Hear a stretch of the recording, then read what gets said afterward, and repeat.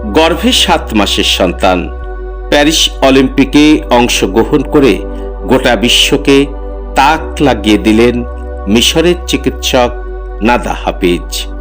২৬ বছরের নাদা পেশায় একজন প্যাথোলজিস্ট। এই নিয়ে টানা 3 বার অলিম্পিক্সে অংশ নিলেন তিনি। এইবার প্রস্তুতি পর্ব চলার সময়ই জানতে পেরেছিলেন সুখবর। সকলে ভেবেছিলেন এবার হয়তো অলিম্পিক্সে আর যাওয়া হবে না নাদার, তিনি বাতিল করবেন প্রতিযোগিতা, সেটাই যে স্বাভাবিক। কিন্তু নাদা প্রমাণ করে দিলেন মাতৃত্ব আসলে এতটাই স্বাভাবিক যে তার জন্য কিছু বন্ধ রাখার দরকার নেই, এমনকি অলিম্পিক্সও।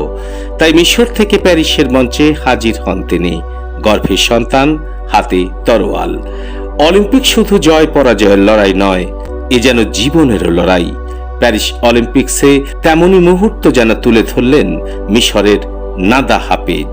খেলতে নেমেছিলেন ফেন্সিং, শেষ 16 পেরে ওঠেনি আর, কেঁদে ফেললেন ফেন্সার নাদা। নিজে সমাজ মাধ্যমে জানান, লড়াইয়ে আপনারা 2 জন খেলোয়াড়কে দেখেছেন, আসলে আমরা 3 জন ছিলাম, আমি, আমার প্রতিদ্বন্দ্বী ও আমার ছোট্ট সন্তান, যে এখনো পৃথিবীতে আসেনি। হ্যাঁ, সত্যি গর্ভে 7 মাসের সন্তান নিয়েই এই লড়াইটা লড়েছেন নাদা। ম্যাচ হেরেছেন, কিন্তু জীবনের কাছেই যেন জিতে গেলেন মুহূর্তটা জানিয়ে। অসামান্য ভারসাম্য জীবন আর খেলায়। অন্তঃসত্ত্বা হয়েও প্যারিস অলিম্পিকে মিশরের হয়ে যে নেমেছেন, তার জন্য স্বামী ইব্রাহিম ইবাব ও পরিবারের অবদান অস্বীকার করেননি নাদা। আর ক্রীড়াপ্রেমী মানুষেরা তার লড়াইকে কুর্নিশ জানাতে দ্বিধা করেনি। নাদা আবেগে ভেসে লিখেছেন, শেষ 16তে জায়গা করে নিতে পেরে নিজের দারুণ গর্বের কথা জানাতে পোস্ট লিখছি। এবারের অলিম্পিক আমার জন্য আলাদা। আমি 3 বারের অলিম্পিয়ান, কিন্তু এবার বয়ে নিয়েছিলাম ছোট্ট এক অলিম্পিয়ানকেও।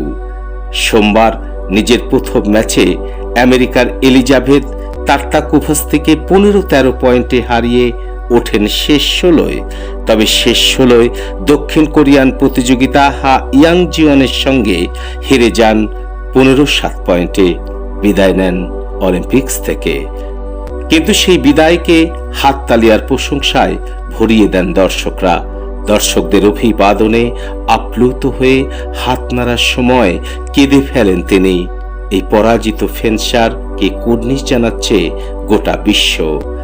একদিন নাদার ভাবি সন্তানও জানবে, প্যারিস অলিম্পিকের আসর থেকে তার মা শূন্য হাতে ফেরেনি, ফিরেছেন এক পৃথিবী ভালোবাসা নিয়ে, জয়ী হয়ে।